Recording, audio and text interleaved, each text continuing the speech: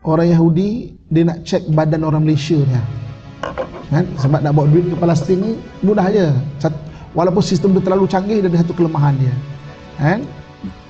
Dia takkan cek kat badan kita. Kalau kita lalu kat metal detector tu tak bunyi.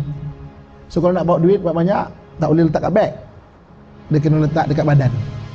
Maknanya pastikan badan tak ada barang besi, pakailah poket yang banyak-banyak, bawa lah banyak mana pun. Dia tak check. Dia ada satu kelemahan ya. Dia punya sistem tu kan. Kita je. Nak cerita kelemahan sistem Israel, saya boleh cerita. Okey, saya tak bulan sampai tanpa fail dulu sejak 2009. Hai, Assalamualaikum. Terima kasih kerana menonton. Nama saya Kamarudin. Jangan lupa ya, subscribe channel saya, Online Majlis Ilmu. Assalamualaikum warahmatullahi wabarakatuh. Innal hamdalillah nahmaduhu wa nasta'inuhu wa nastahdi wa nastaghfiruh wa natubu ilaih wa na'udzu billahi min shururi anfusina min sayyiati a'malina may yahdihillahu fala mudilla lahu wa may yudlilhu falan tajid lahu waliyyan mursyida. Asyhadu an la ilaha illallah wahdahu la syarika lah wa asyhadu anna Muhammadan abduhu wa rasuluh. Allahumma shalli wa sallim ala sayyidina Muhammad wa ala alihi wa ashabihi ajma'in, amma ba'd.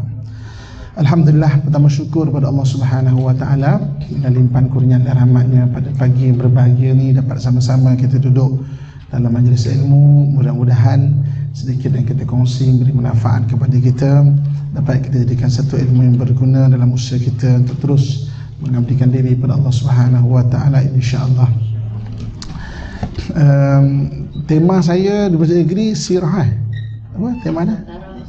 Nusantara kan? Okey.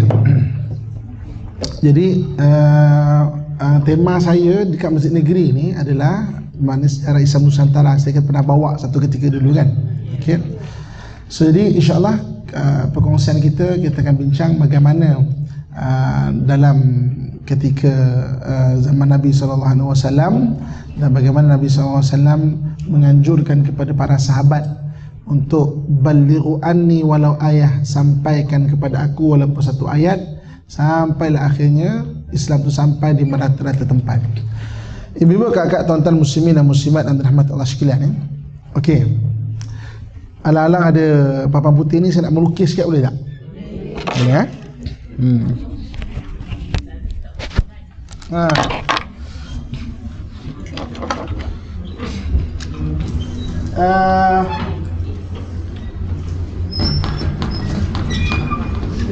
Tak boleh bawa ke?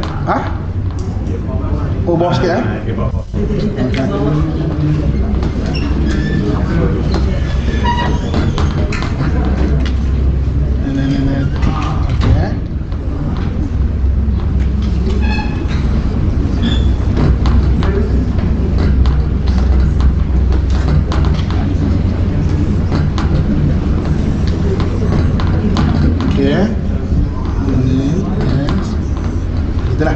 Okey, nak kat gambar apa? Okey, ini peta tanah haram Okey. Bawah ni Yaman. Bawah ni adalah Yaman dan Oman. Kemudian sini Mekah, sini Madinah Okey, sini Madinah. Waktu perang Khandaq. Perang Khandaq ni pada tahun ke-5 Hijrah. Perang Khandaq ni tahun ke-5 Hijrah. Perang Khandaq berlaku pada tahun ke-5 Hijrah. Jadi para sahabat berhadapan dengan 10,000 orang. 10,000 orang tentera bersekutu, dipanggil tentera Ahzab. Tentera bersekutu daripada banyak kaum, mereka kumpul untuk menyerang Madinah. Rasulullah SAW kumpulkan para sahabat yang boleh berperang. Kumpul, bilangan mereka 3,000 orang. Jadi lebih kurang ratio 1 lawan 3. Ratio 1 lawan 3 dalam peperangan Khandaq. Jadi ada satu orang sahabat namanya Salman Al-Farisi. Salman Al-Farisi mencadangkan kepada Nabi SAW, "Hai Rasulullah, kami orang Parsi, kalau bilangan kami tak cukup, kalau perang kami akan gali parit." Dan cadangan itu diterima oleh Nabi SAW. Jadi di sekitar bandar Madinah tu gali parit, dan parit tu luas, dalamnya. Luas tu maknanya kalau kuda melompat ataupun orang nak melompat tak mudah-mudah untuk lepas ke sebelah. Dalam tu maksudnya apa? Kalau orang nak masuk tak mudah-mudah untuk naik. Maknanya lebih daripada manusia lah. Maknanya lebih daripada kita naik. Maknanya masuk tak mudah-mudah naik, dan lompat tak mudah-mudah lepas. Jadi ketika menggali parit tu, ada satu batu besar yang para sahabat tak boleh pecahkan. Jadi batu tu menghalang untuk parit tu. Maka diberitahu pada Nabi SAW, "Rasulullah, ada batu besar, kami tak mampu untuk pecahkan." Maka Nabi SAW minta segelas air, okey, dan dengan tangannya yang mulia Nabi tuang air ini di atas batu ni. Batu ni. Kemudian Nabi pun minta beliung. Beliung ni tukul yang besar, bukan puting beliung, tukul yang besar tu. Dengan tangan Nabi yang barakah, Nabi pun menghayunkan. Ketika hayunan pertama terkena batu ni, terpercik api, dan Nabi mengucapkan dengan penuh semangat, "Allahu Akbar." Hayunan kedua lagi, terpercik api, Nabi dengan penuh semangat ucap, "Allahu Akbar." Dan hayun kali ketiga, terpercik api lagi, dan ucap sekali, "Allahu Akbar." Dan batu terpecah. Jadi sahabat-sahabat yang berada di keliling Nabi SAW bertanya, "Wahai Rasulullah, nampak gaya kau bertakbir tu macam kau nampak sesuatu, bukan takbir yang sembarangan. Kenapa kau bertakbir macam begitu penuh semangat?" Apa kata Nabi SAW? "Wahai sahabat-sahabat, aku melihat percikan api yang pertama, kota San'a jatuh ke tangan kamu." San'a ni mana? Yaman, ya? Kota San'a jatuh ke tangan kamu. Okey. "Aku melihat percikan api yang kedua, kota Parsi jatuh ke tangan kamu." Kota Parsi mana? Sebelah sini. Ini upaya Parsi, ya. Sekarang ni tinggal Iran lah, mana sampai ke Uzbekistan. Kemudian percikan api ketiga, aku melihat kota Rom jatuh ke tangan kamu. Rom ni belah sini pula. Bermula sini ni, ni Rom. Ni Parsi, ni Rom, jatuh ke tangan kamu. Ibu-ibu kakak tuan-tuan sekalian, katakan hari ini saya berceramah di masjid negeri ini, saya kata ibu-ibu, kakak ayah saya sekalian, yakinlah nanti kan Amerika dengan Rusia dia akan tunduk kat Malaysia, dia tunduk kat kita orang kita Melayu, kan? Saya cakap macam tu. Ya, ibu-ibu sebab saya berceramah berkata okey, tapi sudut logik nak percaya tu macam okey, doalah amin, tak ada mustahil bagi Allah, kan? Macam tu yang sahabat rasa tau. Sebab apa? 5 hijrah, bilangan sahabat 3,000 orang je boleh berperang. Siapa kota San'a? Kota San'a ni keturunan Abrahah, orang yang pernah merancang meruntuhkan Kaabah. Bukan calang-calang ni tentera, bagian selatan, bagian bawah ni. Parsi, siapa Parsi? Parsi ni keturunan dinasti Sasanid. Dinasti Sasanid ni dekat 1000 tahun dah. Well trained, tentera dia, pengalaman pentadbiran beribu tahun. Parsi. Siapa kota Rom? Kota Rom ni pula, memang lawan kepada Parsi lah. Punya hebat. Rom ni sampai pecah dua, satu Rom Timur, satu Rom Barat. Mana hebat, empat dia kuat sangat, melahirkan banyak pahlawan. Sampai dua pahlawan ni berperang, pecah dua, satu Rom Timur, satu Rom Barat. Jadi aku melihat percikan api kedua, kota Parsi jatuh ke tangan kamu. Dan aku melihat percikan api ketiga, kota Rom jatuh ke tangan kamu. Dan la tuftihan al-Qastantiniyah, dan Konstantin tu, mana kota Rom yang terakhir itu akan jatuh. Fala ni'mal amir amiruha wa la ni'mal jaish dzalikal jaish. Orang yang dapat menumbangkannya, dia sebaik-baik pemimpin, dan pengikutnya sebaik-baik pengikut yang menumbang kota Rom. Jadi sahabat kata, oh ya ke? 5 hijrah 5 hijrah kan? 5 hijrah. Okey.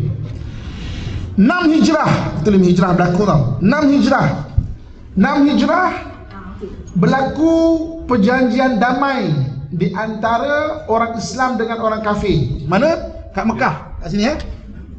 Ni kat Mekah ni kan.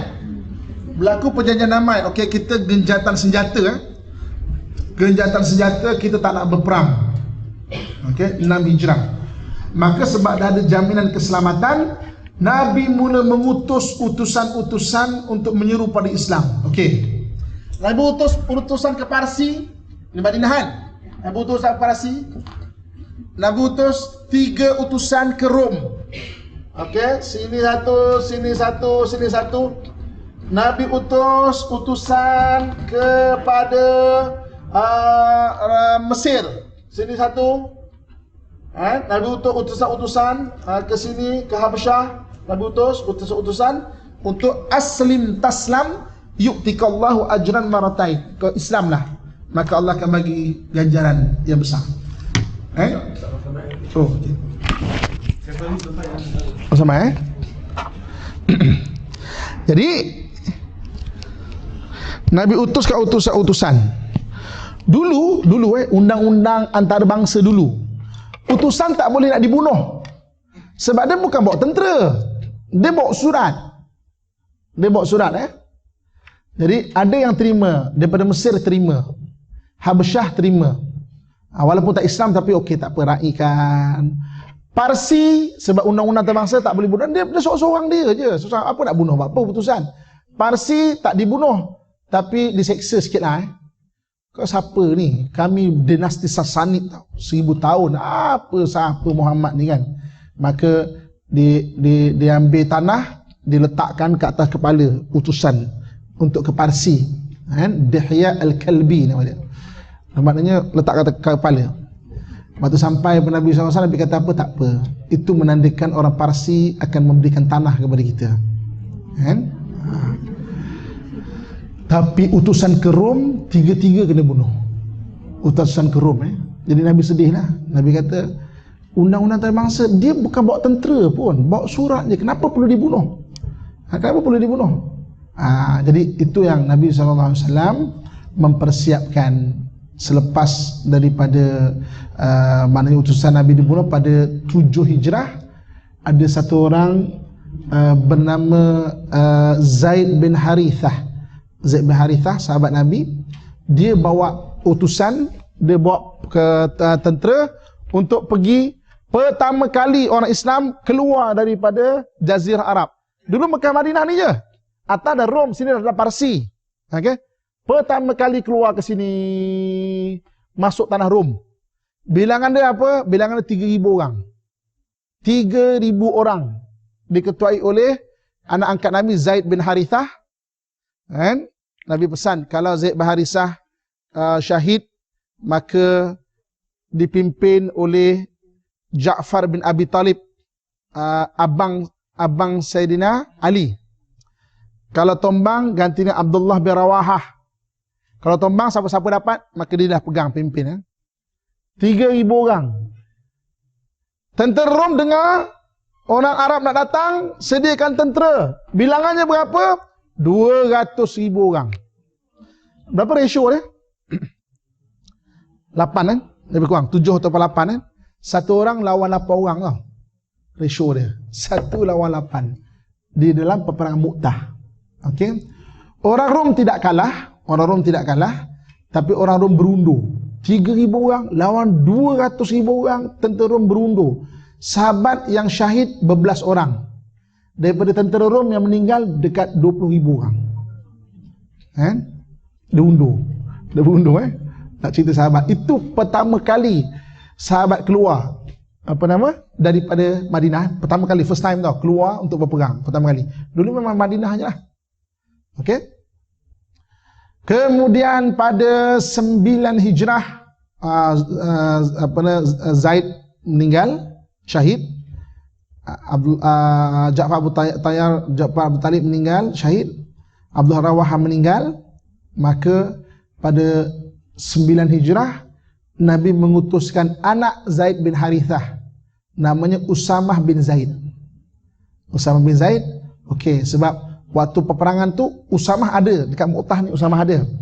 Okey, Usamah kau teruskan peperangan ni. Tapi ketika mula tentera nak bergerak, maka ketika itu Rasulullah wafat. Rasulullah wafat pada tahun 10 Hijrah. 10 Hijrah. Okey. Jadi berbekalkan hadis pada tahun 5 Hijrah, iaitu akan tombang kota Sana'a, akan tombang kota Parsi, akan tombang kota Rom. Betul, 12 Hijrah kota Sana'a jatuh ke tangan Islam. 12 Hijrah Sana'a jatuh ke tangan Islam. Padahal bukan calang-calang pun tentera tau, Abrahah punya keturunan. 12 Hijrah. 14 Hijrah kota Parsi jatuh ke tangan Islam. 14 Hijrah kota Parsi jatuh ke tangan Islam. 14 Hijrah. Kan ketika para sahabat masuk ke sini kan, dan dapat tawan istana Kermansyah. Jadi raja mati dalam peperangan, anak laki dia mati, tinggal anak perempuan saja. Ada 3 anak perempuan Maharaja Parsi. 3 anak perempuan Maharaja Parsi yang last Yazdagid nama dia. Ada 3 anak perempuan dia last. Jadi sahabat bincang, okey, kita nak buat apa ni, takkan nak tawan. Kita datang ke Parsi sebab nak kembangkan Islam, bukan nak tawan pun. Okey. Jadi akhirnya sahabat-sahabat mengambil keputusan, okey, 3 puteri Parsi ni kita kahwinkan dengan 3 anak sahabat besar. Satu kita kahwinkan dengan anak Sayyidina Abu Bakar, satu dikahwinkan dengan anak Sayyidina Umar, satu lagi dikahwinkan dengan anak Sayyidina Ali. Dan 3-3 ni adalah khalifahan. Jadi apabila orang Parsi tengok waris tahta dia yang perempuan semua berkahwin dengan anak khalifah, mereka merasakan empayar ini bergabung, maka beramai-ramai mereka masuk Islam. Kan? Jadi Parsi masuk Islam sebab perkahwinan tu mereka rasa, oi, empayar ini bergabung, ni bukan sebab pewaris tahta tu perempuan dan kahwin dengan anak khalifah, oh ini empayar bergabung, maka beramai-ramai orang Parsi masuk Islam. Okey, balik pada cerita Rom. Rom, dia punya kota dia bukan, kalau Parsi Kermansyah, kalau Rom ni Konstantinopel. Okay, Konstantinopel, kota Rom Timur. Maka para sahabat telah berjaya mengislamkan ataupun buka negeri-negeri Rom sini sampai ada ni. Dan sampai sini. Okey. Jadi antara sahabat yang apa nama? Okey, sini. Betul dia nak senang nampak saya ada ringkas dia. Lepas tu sinilah ada Eropah. Ada sini. Di sini dia punya tempat Okey, antara sahabat yang memimpin adalah Sayyidina Abu Ayyub Al-Ansari. Siapa Abu Ayyub Al-Ansari ni? Abu Ayyub Al-Ansari ni adalah satu orang sahabat yang bagi Nabi tumpang rumah waktu Nabi berhijrah. Nabi hijrah daripada Mekah pergi ke Madinah, waktu tu tak ada rumah lagi. Jadi Nabi Abu Ayyub Al-Ansari Nabi ni apa? Dia tumpang rumah Abu Ayyub Al-Ansari. Okey, tapi tak berjaya. Abu Ayyub Al-Ansari syahid dekat perbatasan kota Konstantinopel. Tapi Nabi kata, Rom akan tumbang. Jadi hadis ni diwariskan kepada anak sahabat. Habis zaman sahabat, anak sahabat cuba tombangkan kota Konstantinopel tapi tak berjaya. Habis generasi anak sahabat diganti dengan generasi cucu sahabat. Mereka cuba tapi tak juga berjaya. Hadis ini diwariskan daripada satu generasi ke satu generasi sampailah 700 tahun selepas itu. Ada satu orang nama Sultan Muhammad Al-Fatih. Maka dia rupanya berjaya membuka kota Konstantinopel. Dan ditukar nama Konstantinopel kepada nama Istanbul. Islam untuk selama-lamanya. Istanbul tu Islam untuk selama-lamanya. Dalam dunia ni, ibu-ibu tuan-tuan sekalian, ada 2 bandar dinisbahkan dengan nama Islam untuk selama-lamanya. Yang pertama Istanbul, yang kedua Islamabad. Islamabad ni Pakistan. Waktu Qaid Azam Ali Jinnah ni dia fight untuk buat negara India tu sebuah negara Islam dan dia berjaya. Dia berjaya, maknanya India tu dipecahkan, maknanya pecah dan merdeka, diberi nama negara Islam tu sebagai Pakistan. Pakistan Pakistan, ibu negara dia dinamakan Islamabad, Islam untuk selama-lamanya. Waktu Ahli Jinnah memberi nama negeri itu sebagai Pakistan, Paki itu maknanya suci, Pakistan tanah yang suci, merujuk pada Islam, maka orang India menggelarkan negara mereka sebagai nama Hindustan, tanah Hindu. Kita, wah lagu Hindustan, dan maksud Hindustan tu tanah Hindu maksudnya. Kenapa diberi nama Hindustan? Sebab Ahli Jinnah namakan Pakistan. Okey, itu Islamabad dan juga Istanbul. Okey, dia tombang kota apa nama, kota Konstantinopel. Okey, jadi apa yang Nabi sebut tu betul kan? Nabi sebut.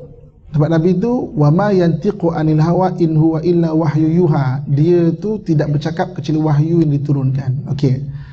Dan ada tak lagi hadis-hadis Nabi mengenai tempat-tempat yang lain? Ada Antaranya apa? Antaranya besok di akhir zaman yang akan menyemarakkan kebangkitan Islam, yang akan menyemarakkan kebangkitan Islam adalah tanah-tanah daripada timur. Tanah-tanah daripada timur. Oleh kerana timur Madinah ni mana wallahu a'lam. Timur Madinah mana wallahu a'lam. Mungkin India, mungkin Pakistan. Okey? India, Pakistan. Mungkin sebelah kita Nusantara. Mungkin China, mungkin Jepun. Wallahu a'lam. Zaman tu perjalanan ke timur ada dua laluan sahaja. Satu spice route, laluan rempah. Satu lagi silk route, laluan sutera. Ada dua laluan je. Jalan ke timur ada dua laluan je. Satu spice route, satu lagi silk route. Okey. Tak nampak dia senyap. Ni sikit. Minta maaf cikgu geografi saya saya menjaga geografi di mana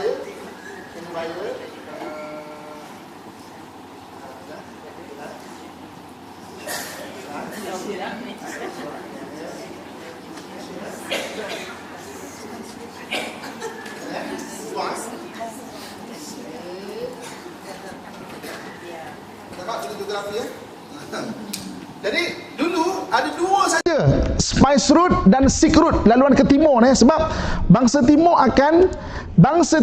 akan menyemarakkan bangsa Islam. Daripada mana timur? Wallahu alam. Sebab itu para sahabat mengislamkan silk route. Silk route di mana? Silk route di sini pergi ke Samarkand, Bukhara, Khiva. Daripada Samarkand, Bukhara, Khiva dia jalan, dia pergi ke Xi'an. Daripada Xi'an ni pergi kepada Beijing. Ini laluan sutera Laluan rempah daripada Hadramaut sini, Aden, dia pergi ke Goa, India. Daripada Goa pergi ke Melaka. Daripada Melaka pergi ke Guangzhou. Tunggu sini. Siap-siap, kita buat merah pun nampak. Kan keliru. Okey. Melaka pergi ke Goa. Sini pergi ke Samarkand ke Xi'an ke Beijing. Itu dua laluan satu ketika dulu. Dan para sahabat berusaha mengislamkan laluan ini. Akhirnya sejarah menyaksikan Goa India Islam, Melaka Islam, Guangzhou Islam, Samarkand, Bukhara, Khiva Islam, Xi'an Islam, dan Beijing ada orang Islam kat sana. Dua laluan dapat diislamkan. Spice route dan silk route. Jadi sebab kebangkitan Islam daripada timur. Mana timur? Wallahu alam. Mana timur? Wallahu alam. Mungkin kita, mungkin China, mungkin Jepun, wallahu alam. Jadi para sahabat berusaha mengislamkan tanah-tanah sebelah sini. Sebab itu kalau kita nak fokus bahagian Nusantara kita ni orang Melayu kan, dia bukan satu pekerjaan yang kecil-kecil tau. Orientalis dia cerita, dia kata pendakwah tu datang sambil-sambil berdagang. Tapi kalaulah anda kata sambil-sambil, mana mungkin satu Nusantara tu boleh Islam. Mereka berdakwah sambil-sambil berdagang. Berdagang tu sambil-sambil, berdakwah tu main dia. Berdakwah main dia. Sebab tu orang Melayu kita Islam. Sebut Melayu mana-mana Melayu adalah Islam. Walaupun ada kenyataan bahawa orang Melayu juga pendatang, kan? Tapi saya tengok sejarah di dulu lagi, memang inilah tempat kita, inilah orang Melayu, inilah tempat kita. Kan? Ini memang tempat kita di dulu lagi. Okey. Jadi orang Yahudi dengan orang Nasrani tahu benda ni Dia tahu tu hadis Nabi SAW ni, kan? Ya ke Ustaz, dia percaya hadis? Ya, kan? Saya biasa bawa orang pergi Palestin. Hampir tak bulan bawa. Sekarang dah ada, saya kena sekat pada 2014 sebab orang Yahudi atau Israel tahu saya hantar bantuan. Kan? Datang dekat ofis saya, Ustaz, saya nak jumpa sangat. Orang Melayu kita nak jumpa sangat. Saya kata, kenapa nak jumpa sangat ni? Okey, saya ada daripada syakat-syakat sekian. Saya pun suruh saya punya staff tu check. Oh betul, adalah betul, memang company lah apa semua salah. Okey. Datang jumpa saya, satu orang lelaki, satu orang perempuan. Nak cerita nak jumpa ustaz, dia pun nak gaya ustaz kan, pakai jubah beria-ria ni lah. Pakai celak ni kan. Ustaz pun tak pakai celak. Orang celak macam beria ni. Kan? Yang perempuan pun sama beria-ria ni. Okay, ustaz, kita ada berjuta, ustaz, berjuta kita ada ni. Kita nak salurkan pergi Palestin tapi tak percaya pada organisasi lain. Saya boleh bawa tak ustaz? Kan? Saya kata boleh. Betul ke boleh bawa? Boleh. Ustaz pernah bawa? Biasa. Tapi Ustaz, ada satu portion saya nak bagi pada pejuang. Boleh? Kan? Ya ke? Betul, boleh. Kan? Ustaz pernah bagi? Nah. Kan? Ustaz, ada gambar tu tak? Waktu dia desak minta gambar, saya rasa something fishy ni. Nanti saya carilah. Waktu tu lagi 2 minggu saya nak terbang pergi Palestin. Okey, tapi tak, kita pergi jumpa minggu depan. Minggu depan tak ada. Kan? Waktu saya nak terbang tu pun tak ada. 2 minggu lepas tu saya pun terbang. Pertama kali saya sampai dekat Jordan, yang menguruskan kita dekat Jordan kata, Muhammad, hari ni pelik sikit orang Yahudi dia nak cek badan orang Malaysia ni. Kan? Sebab nak bawa duit ke Palestin ni mudah je. Walaupun sistem dia terlalu canggih, dia ada satu kelemahan dia. Kan? Dia takkan cek kat badan kita kalau kita lalu dekat metal detector tu tak bunyi. So kalau nak bawa duit banyak, tak boleh letak kat beg. Dia kena letak dekat badan. Maknanya pastikan badan tak ada barang besi, pakailah poket yang banyak-banyak, bawa lah banyak mana pun. Dia tak cek. Dia ada satu kelemahan kalau dia punya sistem tu kan. Kita-kita je. Nak cerita kelemahan sistem Israel, saya boleh cerita. Okey, saya tak bulan sampai tanpa fail dulu sejak 2009. Jadi itu pertama kali saya sampai, kemudian saya kena tahan 13 jam. Jemaah semua lepas, tapi saat hati saya tak sedap. Saya kata okey, jemaah sekian, saya agihkan duit pada semua jemaah, tolong bawa. Saya tak sedap hati ni, betul. Saya kena tahan 13 jam, tara check semua. Tapi alhamdulillah tak ada apa-apa kan. Okey, tapi lepas. Sejak 2014 tu saya dah mula tak boleh masuk. Kalau nak masuk kena pergi Singapura, kadang boleh, kadang tak boleh, kan. Tapi saya kata tak apa. Kan? Dan saya dapat melahirkan Muhammad Abdullah yang lain. Banyak lagi Muhammad Abdullah yang lain yang boleh masuk dengan misi yang sama. Okey. Dan kita bawa tiap bulan. Okey.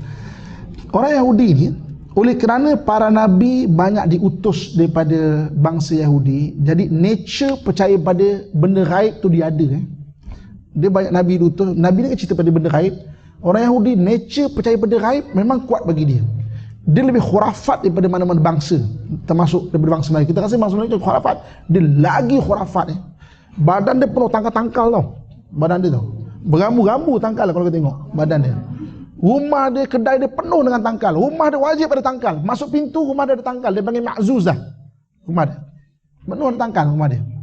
Saya kalau dah habis bawa Jumaat, saya suka menyakat orang Yahudi. Saya lepak kan. Saya kata, kau tahu tak, cincin aku ni, cincin ni kan, malam-malam dia datang mimpi tau. Kan, dah aku dapat ilham tau. Dia suka lah, jual lah kat aku. Dia suka je tu. Mana boleh, tak boleh. Saya suka menyakat. Dia percaya benda-benda macam tu. Kan? Ariel Sharon koma 5 tahun. Saya pernah tanya dia, engkau punya teknologi perubatan bukan rendah tu, tinggi. Kau tahu Ariel Sharon tu mati dah. Just life support je. Maknanya brain dah death dah. Maknanya life support je. No, dia kata tak. ada Syaroni kena sihir orang Islam. Kita tak usaha untuk ubat dia ni. Lepas 5 tahun dia kata, oh sihir orang Islam ni kuat sangat, kita tak mampu nak lawan. Kita ikhtiar dia mati lah. 5 tahun tau. Pada dia kena sihir orang Islam. Sebab itu Nabi sebut dia percaya. Betul ke Yahudi percaya hadis? Betul. Nabi sebut mengenai kewujudan satu pokok besok. Pokok ni besok, kalau besok akhir zaman berlaku peperangan, orang Islam akan melawan penyembah syaitan. Jadi banyak penyembah syaitan juga daripada golongan Yahudi.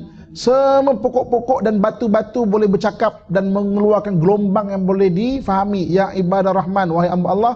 Ni orang Yahudi ataupun orang penyembah syaitan yang di belakang, tangkap. Kecuali satu pokok bernama pokok Gharqad. Dan mereka tanam purposely pokok Gharqad tu. 2012 ada kempen tanam pokok Gharqad. Ni anak-anak pokok tanam kat belakang rumah, kat apa semua. Saya kalau bawa jemaah ataupun saya punya tim bawa jemaah ke sana, kita akan tunjukkan mana tu pokok Gharqad. Supaya apa? Jangan tanam dekat depan rumah. Nanti Yahudi nyuruk kat rumah kita.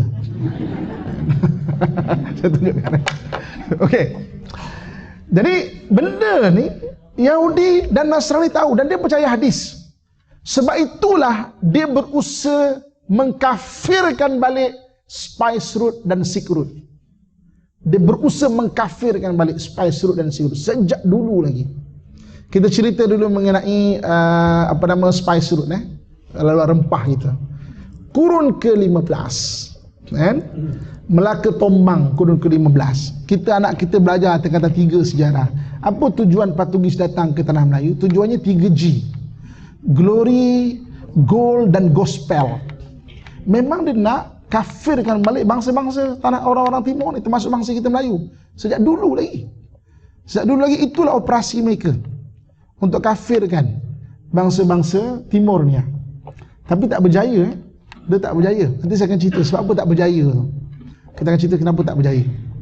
Jadi sejak kurun ke-15, dan memang terus terang dia kata kami nak kafirkan balik spice root dan sick root. Sebab dalam hadis Nabi sebut yang akan menyemarakkan adalah bangsa-bangsa timur. Bangsa timur ni mana? Wallahu alam. Jadi mereka akan kafirkan balik semua laluan-laluannya. Dan kita nak fokus pada Nusantara saja lah. Jadi mereka cuba untuk mengkafirkan bangsa kita Melayu sejak dulu lagi. Dan benda ni bukan mitos, kan? Dan usaha tu sampai sekarang sebenarnya. Tuan-tuan tahu tak kenapa orang-orang Nasrani, orang Yahudi ni begitu tertarik dengan orang Melayu? Kita orang Melayu kita ni, dia bangsa pendakwah tau. Dia bangsa pendakwah, maknanya dia dapat agama dan dia akan sampaikan, dia pegang, dia akan sampaikan. Dulu sebelum kedatangan Islam, atuk-atuk kita ni Hindu, ada Buddha, dan mereka menjadi pendakwah pada Hindu dan Buddha. Bayangkan dekat Indonesia ada kuil-kuil besar, Prambanan dan juga Borobudur, kan? Maknanya jadi pusat agama. Orang Melayu ni kalau dia dapat satu agama, dia menjadi pendakwah. Dia tak macam bangsa Cina ke apa, tak. Cina dapat agama lah. Dia tak sampaikan sangat pun. Orang Melayu tak. Sebab tu mereka berusaha untuk mengkafirkan bangsa Melayu. Itu special orang Melayu kita. Kan? Dia bangsa pendakwah, dia bangsa menyeru pendakwah. Dan bahasa Melayu menjadi bahasa ilmu untuk berdakwah. Kitab-kitab apa semua, kan? Kalau kita pergi ke Kemboja, Vietnam, kan? Saya ramai kawan-kawan Kemboja, Vietnam, mereka mengajar dekat masjid bukan kitab Arab tau. Di masjid kitab Jawi. Kitab Jawi itu macam kitab Arab. Jadi orang yang belajar agama akan boleh bahasa Melayu. Dia akan baca kitab Daud Al-Fatani tu. Okey. Ketahuilah bahawa rukun Islam itu 5 perkara. Kemudian kongkrang perang kongkrang dia syarahkan. Orang yang baca kitab pondok-pondok ke apa, imam boleh bahasa Melayu. Sebab apa? Kitab tu kitab Melayu, bukan kitab Arab. Mereka belajar kitab Melayu. Kan? Kitab Melayu Jawi tu, jadi lama tu. Okey. So jadi mereka berusaha. Kurun ke-15 mereka datang untuk mengkafirkan, tapi tak berjaya. Kemudian kurun ke-19 mereka datang balik, penjajahan lebih besar juga tidak berjaya. Dan sekarang kurun ke-20 mereka memperhebatkan lagi. Adakah berjaya ataupun tidak? Di atas kita lah pula. Pendakwah dulu telah menjaga bahagian Nusantara kita ni. Sekarang tinggal kita lah. Adakah kita masih menjaga lagi ataupun tidak? Okey, nanti saya akan cerita satu lagi bab sebagai penutup. Okey, jadi Islam akan disemarakkan daripada bangsa timur. Sebab tu para sahabat mengislamkan dua laluan, satu Spice Route, satu Silk Route. Apa jadi pada Silk Route? Silk Route walaupun tak berjaya dikafirkan, tak berjaya juga tapi Silk Route habis, pengamalan agama habis. Dipaksa orang Islam menjadi ateis. Apa jadi pada Samarkand, Bukhara, Khiva, habis. Ketika orang-orang Nasrani masuk, haramkan agama. Negeri-negeri jajahan ni, negeri Tantan ni, belah Rusia lah pula jajah dia. Habis Jadi masih Islam, tapi pengamalan tak ada. Itu apa jadi pada Silk Route. Yang jadi pada Spice Route dia cuba kafirkan, tapi alhamdulillah masih lagi kita selamat insya-Allah.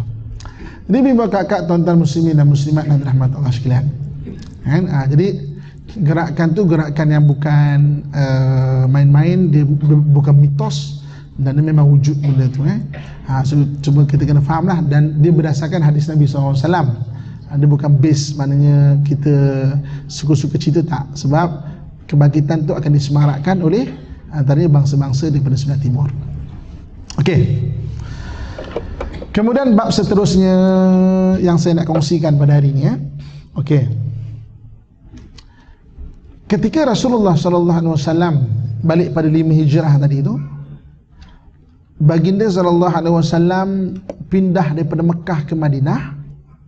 Baginda membina asas kepada kesatuan ummah. Asas tu asas banyak, berarti orang yang akan mendukung ummah. Orang yang mendukung ummah ni dia ada 8 golongan. Orang yang mendukung ummah dia ada 8 golongan Yang mendukung ummah dia ada 8 golongan. Jadi Nabi gabungkan 8 golongan ni. Orang yang membawa ummah ni dia ada 8 golongan. Okey, saya cerita, saya tulis sikit ayat. Okey.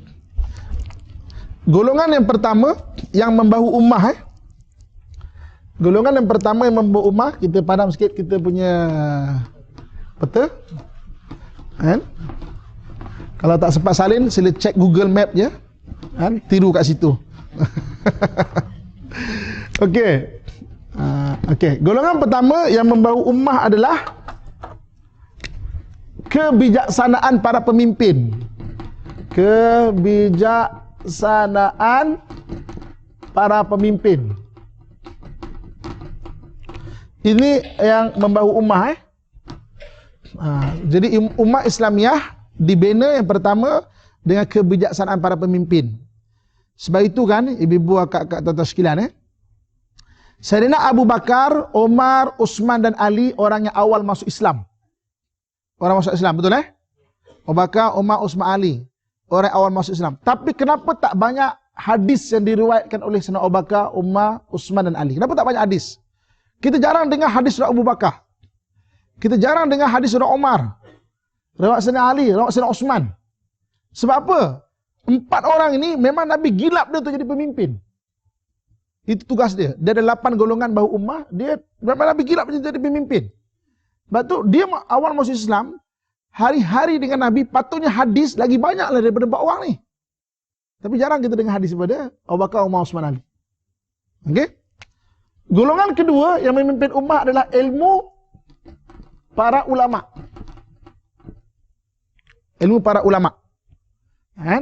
Jadi ada yang Nabi gilap jadi ulama. Contohnya siapa? Abu Hurairah.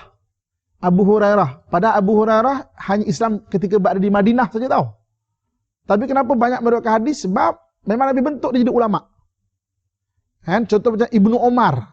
Okey, salinkan nama-nama sahabat ni. Ibnu Umar ni anak Sayyidina Umar.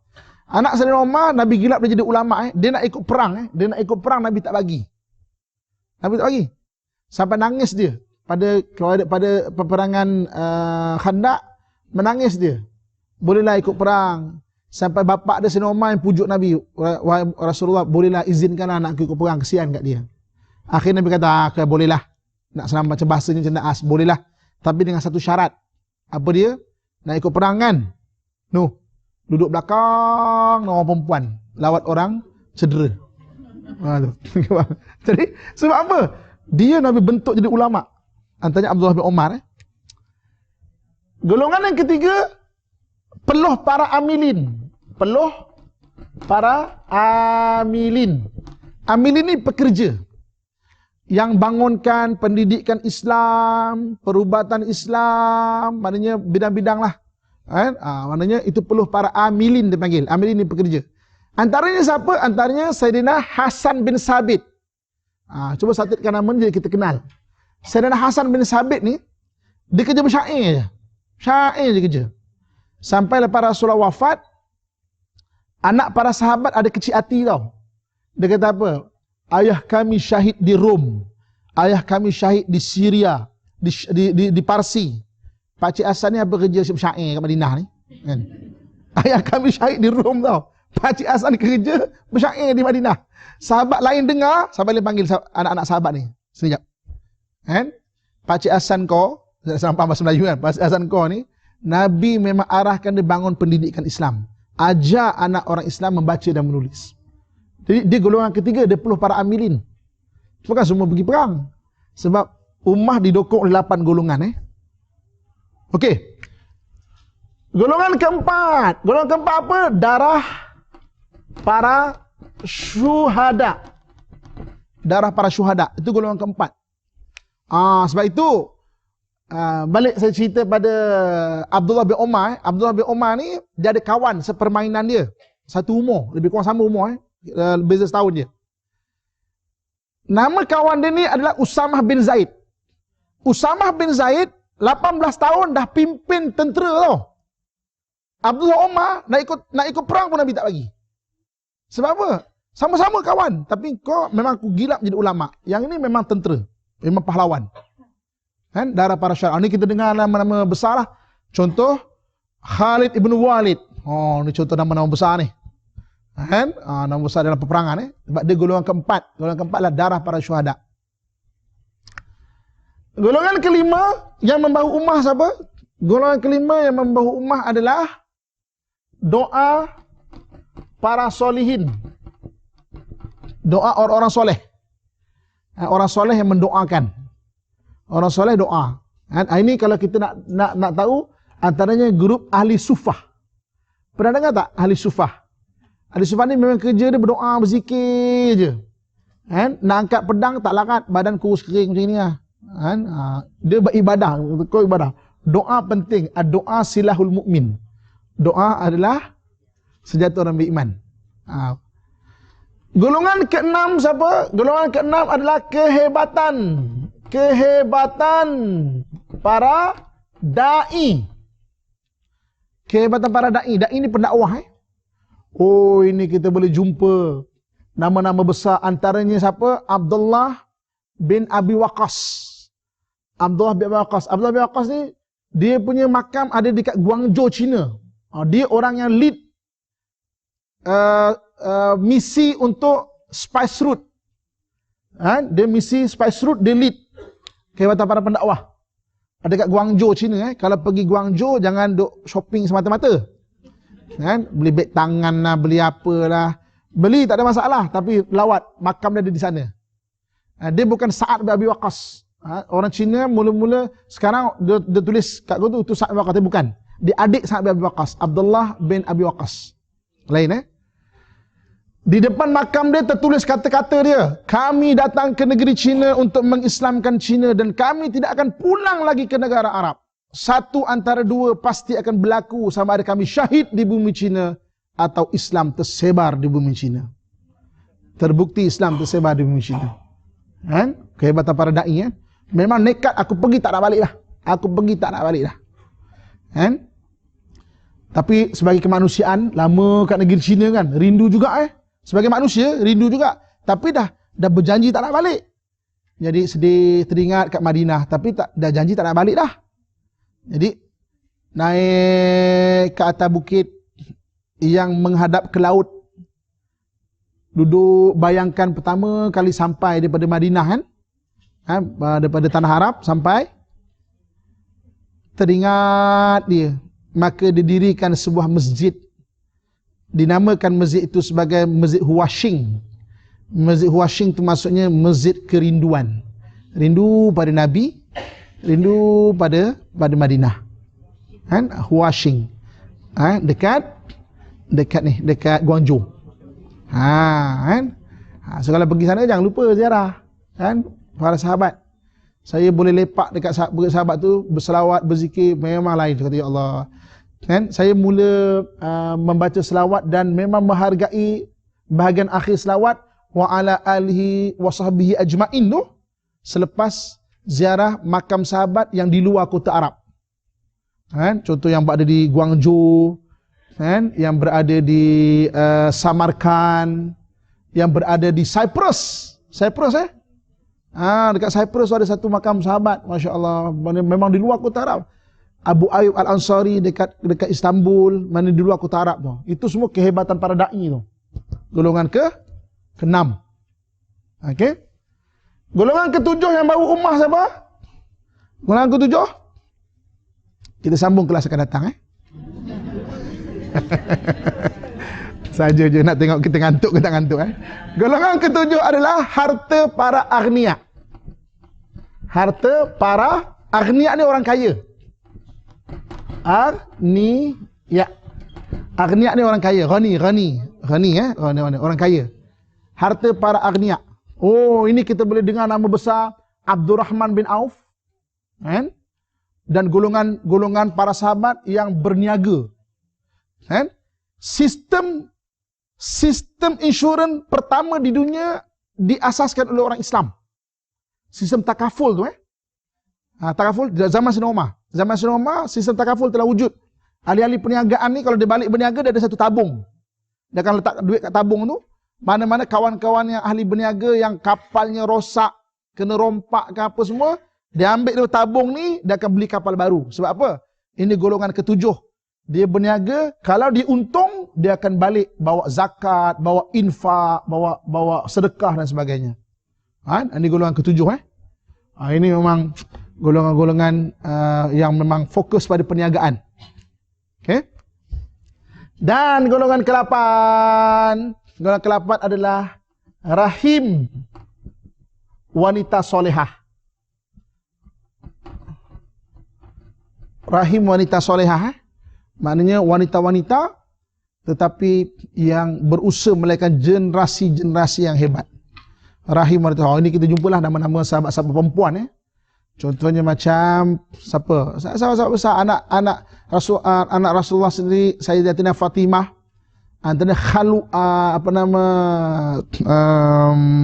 Khawlah binti Azwar. Khawlah binti Azwar itu nama-nama hebat para sahabat yang perempuan dan mereka generasi-generasi yang hebat. Jadi Nabi SAW ketika berhijrah daripada Mekah ke Madinah, dia susun 8 golongan ini. Sebab 8 golongan ini yang membahu ummah. Okey? Selepas Nabi wafat pada tahun 10 Hijrah, 8 golongan ini tetap bersama-sama dalam pemerintahan Khalifah Khulafaur Rasyidin. Khalifah Rasyidin sampai pada tahun 132 Hijrah. 132 Hijrah, 8 golongan ini terpecah. 8 golongan ini terpecah apabila pemimpinnya tak bijaksana. Apabila ulama'nya mengampu. Apabila amilinnya pemalas. Apabila syuhadanya pengecut. Apabila orang solehnya terpisah di bukit-bukit. Dah start sendiri-sendiri. Zikir sendiri Apabila da'i, pendakwah tidak hebat. Apabila orang kayanya nafsi-nafsi, maknanya pentingkan diri. Apabila wanita rosak, ummah pecah. Ummah Islamiah pecah. Apa golongan ni? Maka ada satu orang nama Abu Sofah. Abu Sofah gabungkan balik 8 golongan ni, maka dapat membina kerajaan Bani Abbasiyah. So jadi dia Khulafaur Rasyidin, kemudian Umayyah dulu. Umayyah sampai 132 Hijrah. Kemudian Abbasiyah. Abbasiyah berjaya gabungkan 8 golongan, maka ummah kuat.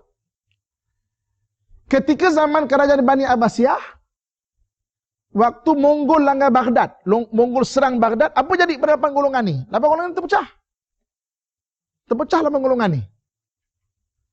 Maka ada satu orang bernama Utsman Al-Ghazi, pengasas kerajaan Bani Utsmaniyah, Gabungkan 8 golongan ini, maka ummah kembali kuat. Maka lepas Abbasiyah, kerajaan Utsmaniyah. Okey.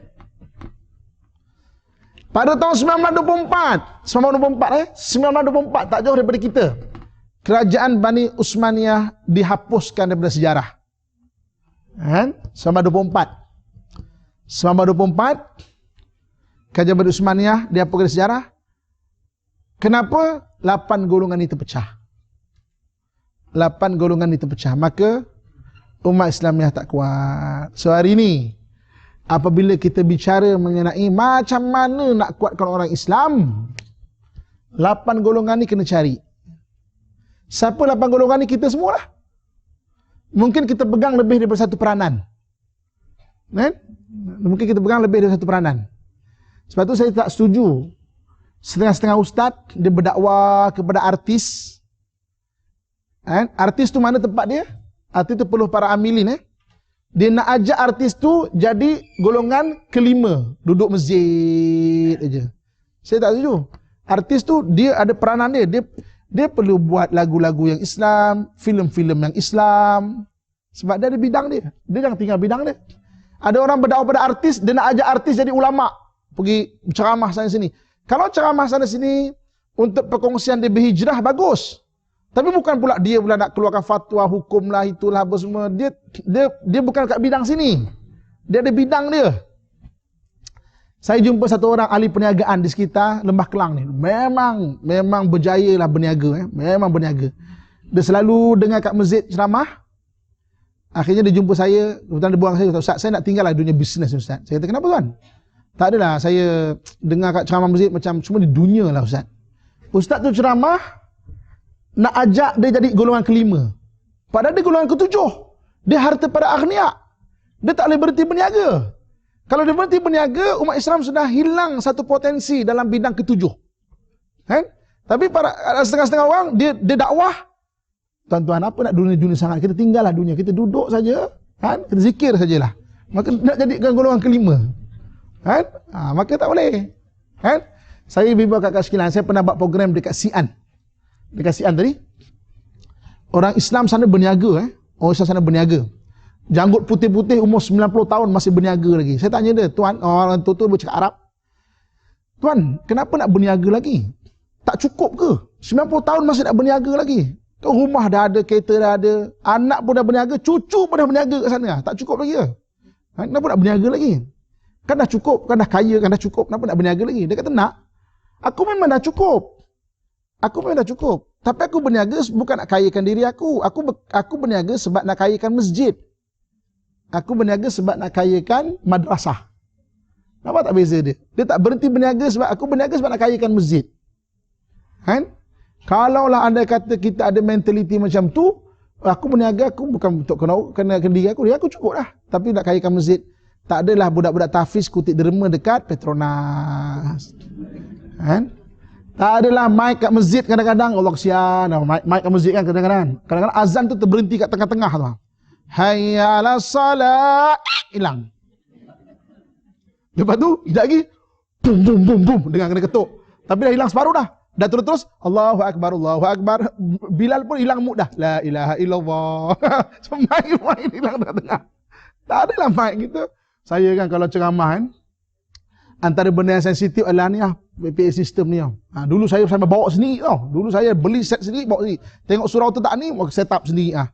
Sebab macam ni dewan sini okey lah, kecil dan sedap suara.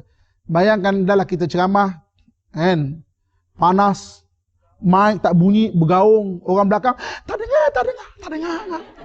Terpaksa tinggi-tinggikan suara lagi, tuan-tuan dan puan-puan, kan.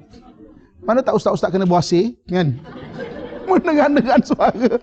Sian kat ustaz. Saya bawa sendiri lah. Sekarang banyak dah okey lah. Dulu ni cerita tahun 90-an, awal ujung 90-an. Orang tak ada kesedaran lagi pada wakaf pada PA system ni. Kan? Okey. So jadi 8 golongan. 8 golongan ni siapa kita lah. So ada yang pemimpin, ada yang ilmu, ada yang pekerja. So mungkin kita pegang 1-2 bidang sekali, kan? Perlu ibu-ibu, akak-akak, ibu akak-akak. Kita ada anak, kita ada cucu, kan? Anak atau cucu ni memang biasa umumnya akan suka lah lebih pada kita sebab kita keibuan kan. So berbual bagilah semangat kat dia. Kan? Tengok dulu-dulu kan punya mak ketika menghayunkan mak dulu kan. Kan kata-kata semangat dia. Kan? Ketika menghayunkan buayan pun lagu-lagu semangat, selawat-selawat. Bonda penuh riang menerima bahtera merdeka. Sampai Ayu buayan kecil-kecil dah dinyanyikan. Putra putri sayang sedang berjuang. Sekarang hayun buayan dah letak ayun pakai kaki, lepas tu ya au. Tak ada patah-patah semangat, tak ada langsung. Macam mana anak tu nak dia orang semangat? Mak dia ya au yo. Benda. Okey. So inilah golongan. Okey. Saya nak cerita sikit, nak kaitkan ni sebelum kita pergi pindah pada penutup. Dalam dunia ni ada dipanggil ilmu logos. Ilmu logos ni ilmu yang berkaitan dengan logo.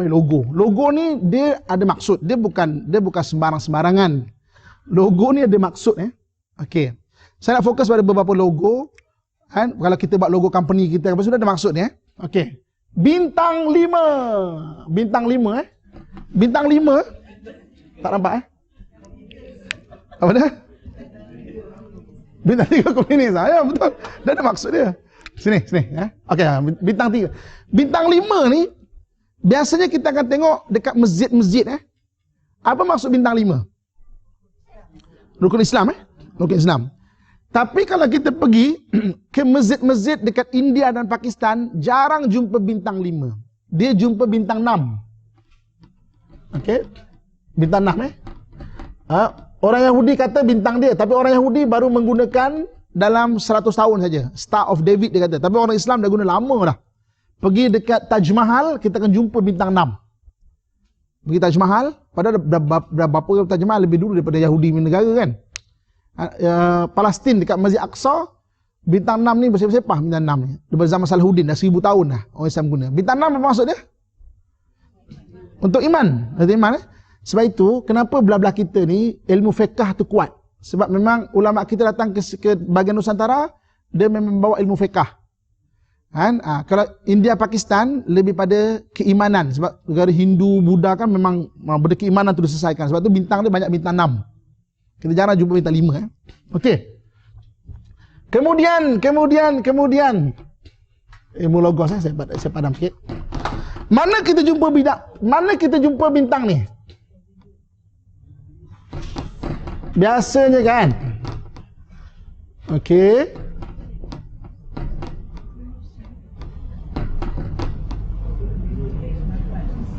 Bintang 8. Biasa kita jumpa bintang 8 kat mana? Masjid, okey. Masjid ada bintang 8, tak tahulah orang buat masjid tu ada tahu tak falsafah logos ataupun tak. Tapi biasanya mana? Bintang 8. Masjid, ya lagi selain masjid. Kita akan jumpa bintang 8 di mana-mana universiti yang ada menganjurkan pengajian Islam. UIA, Akademik Pengajian Islam Muslim Malaya, UKM, USIM, Universiti Al-Azhar, Universiti Jordan, Maghribi, Universiti Yaman, mana-mana universiti lah. Kalau tuan-tuan biasa dekat London, Masjid Whitechapel di London yang paling aktif kan, sampai orang kata tu masjid teroris, bintang dia bintang 8. Apa maksud bintang 8? 8 golongan yang membahu ummah. Sebab tu dia berada di universiti. Kan? Di universiti pusat pengajian biasa bintang 8. Dia adalah 8 golongan yang membahu ummah. Kan? So jadi kalau kita gunakan untuk company kita bintang 8, dia bukan at least kita tahulah maksud dia. Taklah kita kenapa cantik cantik kan. Motif dia cantik ni betul-betul kan. At least kita tahu. Sebab tu mana-mana pusat pendidikan Islam yang ada pengajian Islam, dia bintang 8. Okey. Jadi maknanya bila kita cerita mengenai tentang persatuan ummah, kita 8 golongan. Dan 8 golongan ni siapa? 8 golongan ni adalah kita lah semua. Right? Bayangkan kita faham benda ni, kita bangunkan bidang kita dan semua kita adalah hebat di bidang kita. Kita tak akan jadi orang lain, kita jadi bidang kita, dan orang-orang yang hebat ni bergabung. Boleh tak bayangkan? Maka ummah Islamiah itu akan hebat. Kan? Ummah Islamiah itu akan hebat. Sebab semua bangunkan bidang dia betul-betul, belajar betul-betul, maka ummah Islamiah itu akan hebat. Saya cuba catat perkataan Sayyidina Umar ni. Kan? Catat dulu je. Sayyidina Umar sebut sekumpulan singa, sekumpulan singa yang diketuai oleh seekor kambing. Sekumpulan singa diketuai oleh seekor kambing akan dikalahkan dengan sekumpulan kambing yang diketuai oleh singa. Sekali lagi, sekumpulan singa yang diketuai oleh kambing akan dikalahkan oleh sekumpulan kambing yang diketuai oleh singa. Boleh Kambing ke singa Ustaz sebenarnya ni pening kepala kan. Salin dulu. Saya akan terangkan. Okey. Sekumpulan kambing diketuai oleh seekor singa akan dikalahkan oleh sekumpulan kambing ke singa ni tak pening kan. Sekumpulan kambing yang diketuai oleh seekor singa akan dikalahkan sekumpulan singa yang diketuai oleh seekor kambing akan dikalahkan oleh sekumpulan kambing yang diketuai oleh seekor singa. Cuba kamu bayangkan, kata Sayyidina Umar, sekumpulan singa yang diketuai oleh seekor singa. Cuba bayangkan. Dan itulah umat Islam. Dan umat Islam itu adalah diibaratkan sebagai sekumpulan singa, dan di kalangan singa itu ada seekor singa. Sebab apa? Semua faham benda ni, semua bangunkan bidang masing-masing, dan kita bergabung di atas kalimah tauhid. Kita bergabung. Yang pimpin betul-betul ulama, betul-betul menegakkan ilmu, pendakwah betul-betul berdakwah, amilin betul-betul bekerja, bangunkan ekonomi Islam, pendidikan Islam, bangunkan kesenian Islam, yang kemudian aghnia berniaga betul-betul, bawa balik pada ummah, buat benda wakaf dan sebagainya. Dan wanita lahirkan generasi yang kualiti betul-betul, didik betul-betul anak-anak. Maka ummah tu kuat, ummah tu hebat. Dan inilah rahsia kenapa Portugis tidak berjaya mengkafirkan umat Islam di Nusantara pada kurun ke-15. So semua ni dia berperanan. Semua tu berperanan. Kurun ke-19 datang lagi gelombang mengkafirkan tapi tak berjaya, sebab semua berperanan. Tapi kurun ke-20 soalannya, adakah kita berperanan seperti mana umat dulu tu berperanan? Ada kita berperanan jadi kalau tak, fikir dah macam mana nak satukan. Semua orang ada bidang dia. Macam mana nak fahamkan kefahaman itu. Okeylah, saya rasa setakat saya dulu yang boleh kita kongsikan bersama. Ada soalan? Mungkin orang pencen masuk dalam mana? Kita golongan mana? Okey, kita dulu mungkin perlu para amilin. Sekarang mungkin kita menjadi dai pendakwah. Dai itu tak semestinya skala besar, untuk anak kita, untuk cucu kita, kan? Pesankan pada dia. Okey. Anak dengan cucu ni, kita kena jadikan kawan sebab dalam hadis Nabi sebut, okey, wasahibu sab'an, 14 tahun ke atas kena jadikan anak cucu kita kawan. Sebab apa? Ketika itu mereka sedang mencari falsafah hidup. Okey. Jangan sampai mereka dapat falsafah hidup daripada kawan-kawan mereka juga, sebab kawan-kawan mereka pun tak matang juga. Dia dapat falsafah hidup dari kawan-kawan, rosaklah dia. Okey. Kita nak nampak kita dewasa kan, kita kena isap vape tau. Rosaklah falsafah hidup dia. Tapi kalau kita kongsikan falsafah itu pada anak-anak kita dia hebatlah. Bual dengan dia. Apa tu falsafah hidup? Jangan dia main-main, alang-alang menyelup pekasam biar sampai ke pangkal lengan. Biar patah sayap bertongkat paruh namun menyerah tidak sekali. Bila jala telah ditebarkan, usah bicara basah dan keringnya. Kan benda-benda falsafah Melayu kita, cuba kita buat pada anak-anak kita, barulah dia bersemangat, taklah tidur je kat rumah kan. Dia ada falsafah hidup dia. Taklah dia mencari falsafah tu dengan kawan-kawan. Kita kena bagi. Macam kita lah, saya yakin ibu-ibu, ayah-ayah saya sekalian, kalau kita berbual mesti ada perkataan ibu-ibu ayah kata, oh dulu kan bapak saya ada cakap, dulu kan mak saya ada cakap. Nampak tak? Mak dengan ayah kita punya falsafah hidup tu meresap kat kita. Tapi anak sekarang tak tau. Anak sekarang dapat falsafah hidup pada kawan-kawan. Sebab mak bapak tak kongsikan falsafah hidup tu. Jadi balik kita pencen orang mana, kita boleh mungkin jadi golongan pendakwah ataupun rahim wanita solehah tadi tu. Ataupun kita boleh jadi ulama ni tak semestinya betul ustaz ngajar macam ini mesti pakai serban ke jubah, benda orang berilmu. Kongsikanlah ilmu apa yang kita ada, kan?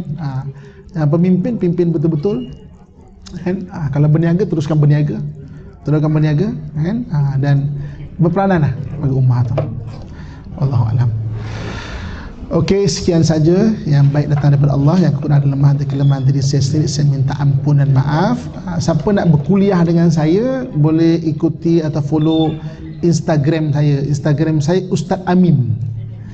USTAZAMIN, Ustaz Amin. Situ banyak kuliah-kuliah pendek seminit-seminit yang saya kongsikan.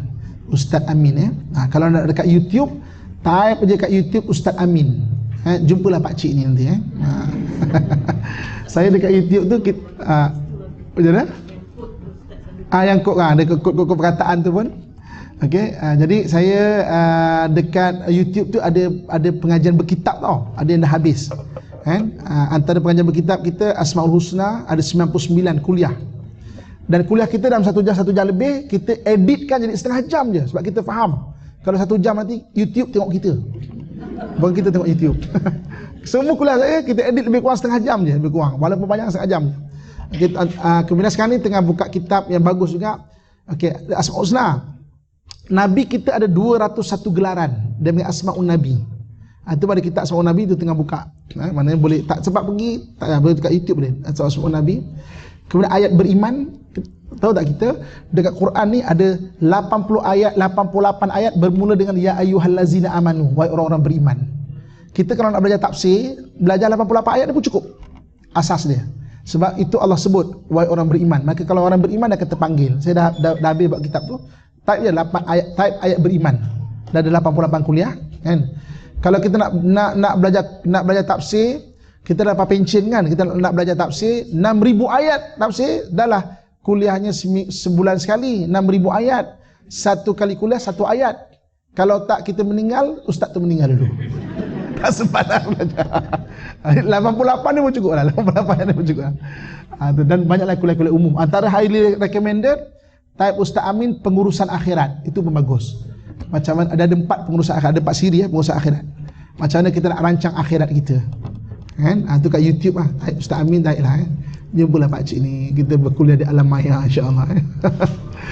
Okey, aku lu qauli ma sami'tu mastaghfirullahi wa lakum.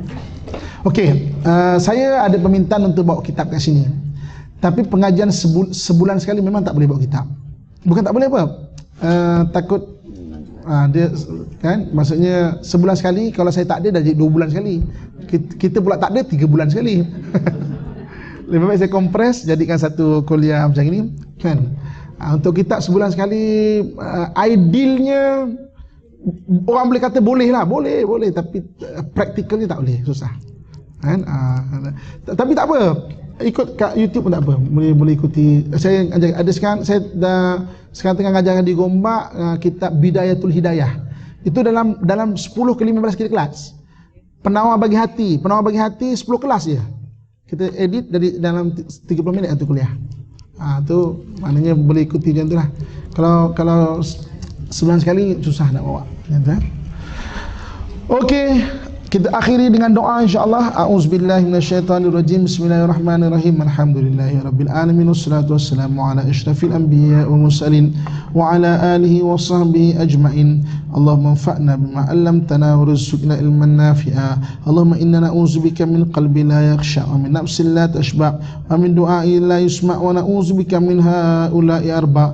Wa sallallahu ala sayyidina maulana Muhammadin wa ala alihi wa sahbihi ajmain. Subhana rabbika rabbil izzati amma yasifun. Wassalamun alal mursalin walhamdulillahi rabbil alamin. Taqabbalallahu minkum minna wa minkum taqabbal ya karim. Alhamdulillah.